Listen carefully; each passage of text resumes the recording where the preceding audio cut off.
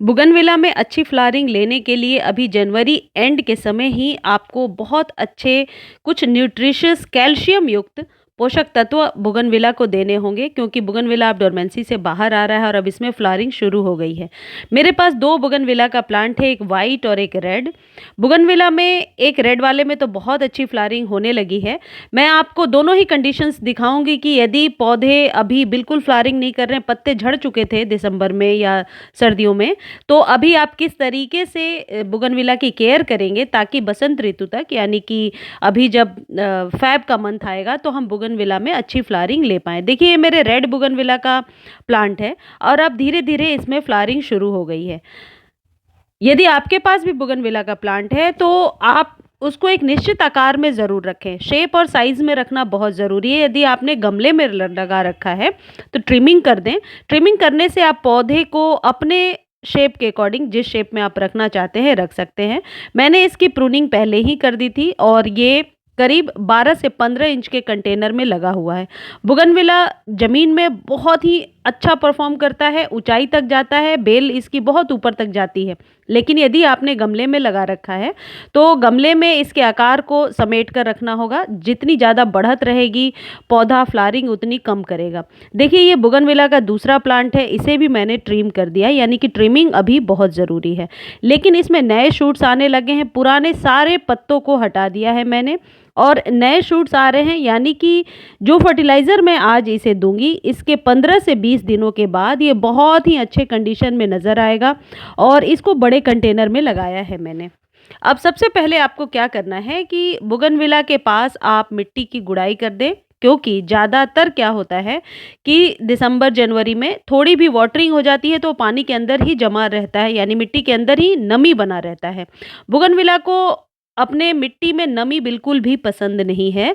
इसकी इसके पौधों में यदि नमी बनी रहती है मिट्टी में तो सिर्फ पत्तियां ही पत्तियां आती हैं या पत्तियां मुड़ी हुई आती हैं, लेकिन फ्लावरिंग नहीं होती है।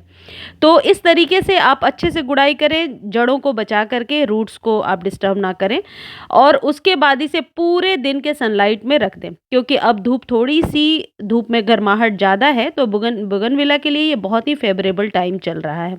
तो इस तरीके से ट्रिमिंग करने के बाद आपका दूसरा स्टेप यही होगा कि आप इसकी जड़ों के पास बहुत अच्छे से किसी टूल की सहायता से आप गुड़ाई कर दें। देखिए, इन सब में नए शूट्स आने लगे हैं और आप सबके पास, जिसके पास भी बुगनविला का प्लांट है, नए शूट्स जरूर अब बनने लगे होंगे।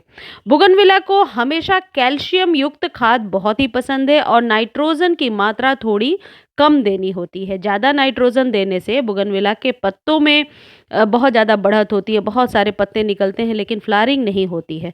तो आप बुगनविला को इस तरीके से करने के बाद जब पूरे दिन आप सनलाइट में छोड़ देंगे तो नेक्स्ट डे आपको क्या करना है, आपको चाहिए डीएपी। डीएपी डायमोनियम फास्फेट जो होता है, ये जड़ों के विकास में बहुत हद तक सहायक होता है और महीने में एक बार डीएपी ज़रूर अपने सभी प्लांट को देना चाहिए।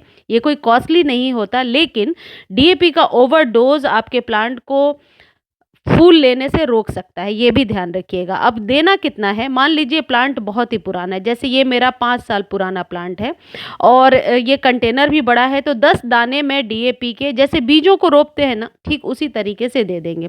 इसमें 12 से 15 दाने मैंने डाले हैं। बिल्कुल नया बुगनविला यदि आप लगा रहे हो तो 5 दाने से ज़्यादा मत दो। यदि प्लांट पुराना है, जड़ें उसकी फैली हुई हैं, तो थोड़ा 1-2 यदि बढ़ाकर देते हो तब भी ठीक है। ये है स्टोन डस्ट, कैल्शियम का एक बहुत ही अच्छा स्रोत होता है और ये भी महीने में एक बार आपको अपने सभी प्लांट को देना चाहिए। इसके बहुत सारे फायदे हैं। इससे पत्तियों में चमक बनती है और स्टेम मोटा होता है। और जो ये पत्तियों वाले पौधे होते हैं, जिनकी पत्तियां जो ब्रैड्स ऊपर में निकलती हैं वही फूलों का रूप लेती हैं, तो फिर ऐसे पौधों को कैल्शियम युक्त खाद बहुत ही पसंद होता है।